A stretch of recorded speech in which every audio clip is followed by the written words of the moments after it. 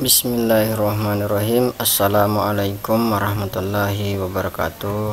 Kita berjumpa lagi dalam pembelajaran jarak jauh kita, yaitu mata pelajaran pendidikan agama Islam, pelajaran untuk kelas 11, yaitu tema beriman kepada Al-Quran dan kitab-kitab Allah Subhanahu wa Ta'ala lainnya. Untuk pertemuan kedua, sebelum kita melanjutkan mata pelajaran kali ini, seperti biasa, marilah kita bersama-sama memanjatkan doa agar apa yang kita laksanakan pada kesempatan ini dapat bermanfaat dan bernilai ibadah kepada kita sekalian. Amin ya rabbal alamin. Adapun kompetensi dasar untuk pada pembelajaran kali ini yaitu meyakini adanya kitab suci Allah Subhanahu wa Ta'ala. Indikatornya adalah menjelaskan Al-Quran dan kitab-kitab Allah Subhanahu wa Ta'ala dan lainnya. Ya, pendalaman materi. Iman artinya meyakini dengan sepenuh hati, mengucapkan dengan lisan, dan membuktikannya dengan perbuatan. Beriman kepada kitab-kitab Allah Subhanahu wa Ta'ala artinya meyakini dengan penuh hati, sepenuh hati, dan mengucapkan dengan lisan bahwa Allah Subhanahu wa Ta'ala telah menurunkan kitab kepada Rasulnya untuk dijadikan pedoman dalam menjalani kehidupan. Selain kitab, Allah Subhanahu wa Ta'ala juga menurunkan suhuf, seperti yang saya jelaskan pertemuan pertama, yaitu wahyu Allah Subhanahu wa Ta'ala yang disampaikan kepada Nabi dan Rasul yang masih berupa lembaran-lembaran terpisah.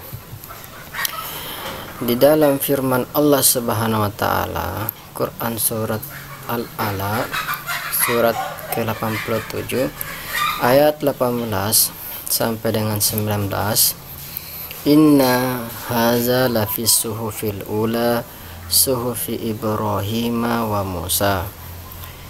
Artinya, sesungguhnya ini benar-benar terdapat dalam kitab-kitab yang dahulu, yaitu kitab-kitab Ibrahim dan Musa. Tentu Allah Subhanahu wa Ta'ala telah menurunkan 4 kitab suci, Taurat, Zabur, Injil, dan Al-Quran. Kitab-kitab Allah Subhanahu wa Ta'ala tersebut berisi segala ketentuan dan peraturan Allah Subhanahu wa Ta'ala yang ditetapkan untuk dilaksanakan oleh setiap umat manusia. Yang keempat kitab tersebut berisi ajaran pokok yang sama, yaitu tauhid, mengesahkan Allah Subhanahu wa Ta'ala. Selanjutnya tentang kitab Taurat. Allah Subhanahu wa Ta'ala menurunkan kitab Taurat kepada Nabi Musa alaihissalam untuk disampaikan kepada kaum Bani Israel. Kitab tersebut diturunkan di Bukit Tursina. Allah Subhanahu wa Ta'ala berfirman, Allah Subhanahu wa Ta'ala berfirman di dalam Quran surat Al-Isra surat 17 ayat kedua, a'udzubillahi minasyaitonirrajim, wa ataina Musal kitaba wa ja'alnahu hudan li bani Israila alla tattahizu min duni wakila.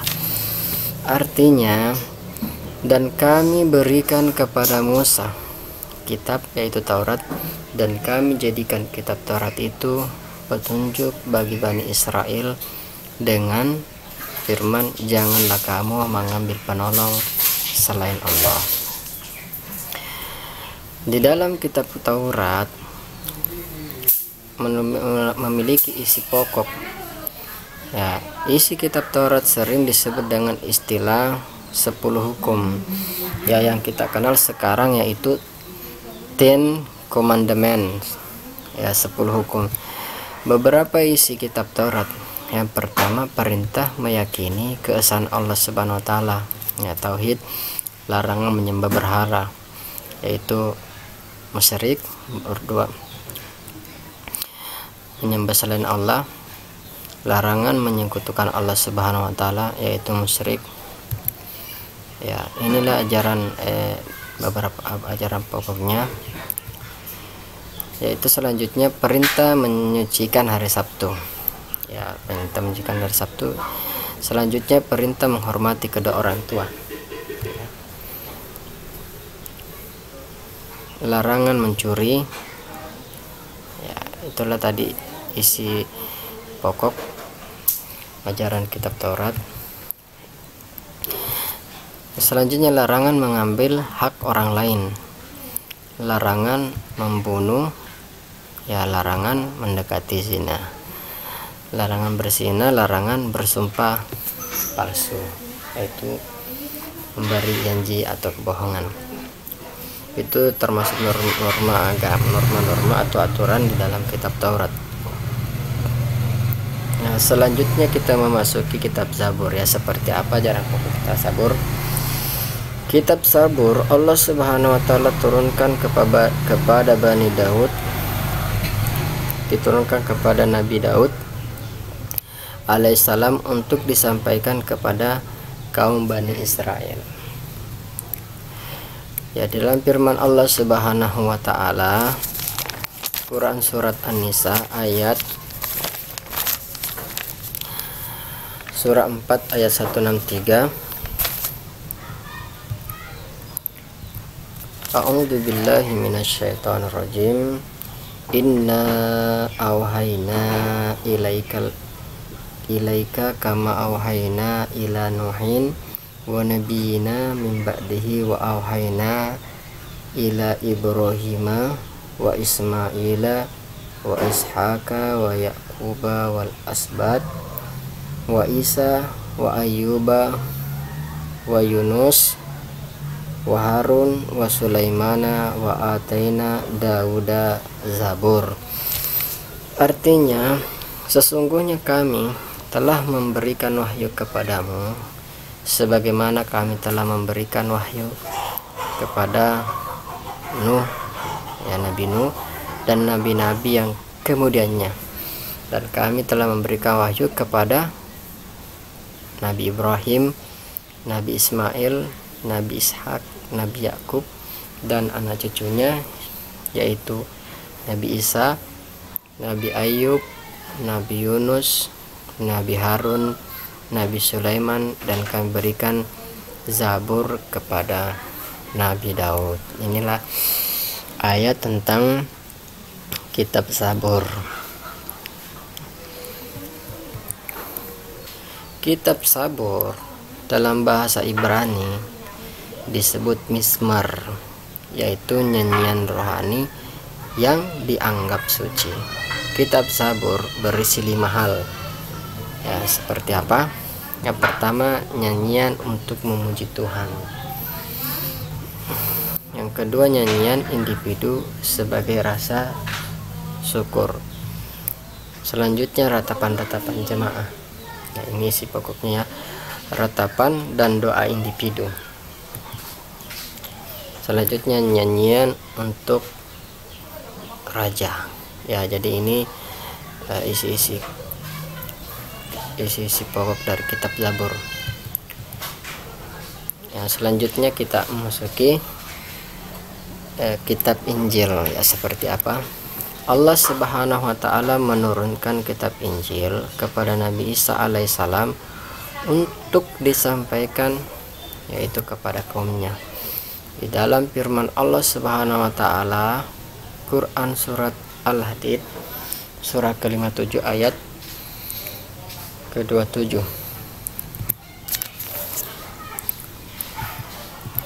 A'udzu billahi minasyaitonir rajim.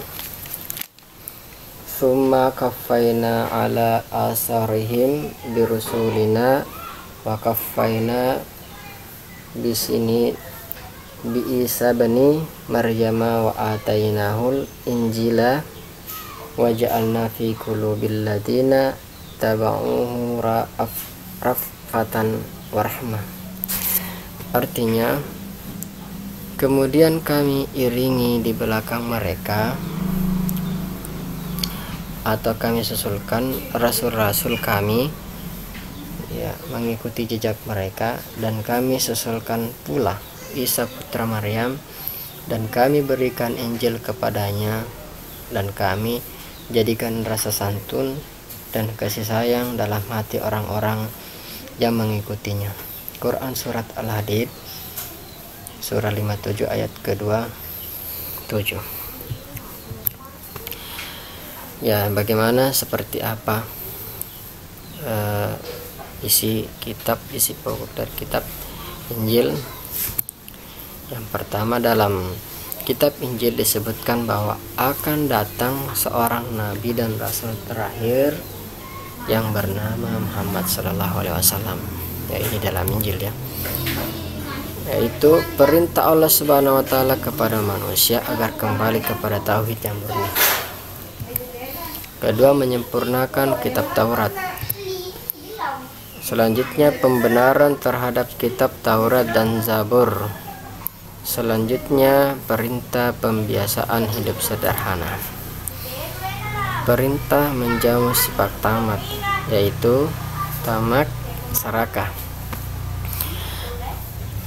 Itulah tadi beberapa penjelasan isi pokok daripada kitab-kitab Taurat, Zabur, Injil, ya, dan seperti dalil-dalilnya yang ada di Al-Quran. Ya, inilah kitab-kitab yang perlu kita imani, ya, tidak kita pedomani, akan tetapi kita imani. Demikianlah materi pada hari ini. Materi selanjutnya yaitu tentang Al-Quran. Ya, kita akan menunggu penjelasan tentang seperti apa kitab Al-Quran pertemuan selanjutnya. Mudah-mudahan apa yang kita pelajari pada hari ini dapat bermanfaat. Lebih dan kurangnya mohon dimaafkan. Wabillahi taufiq wal hidayah. Assalamualaikum warahmatullahi wabarakatuh.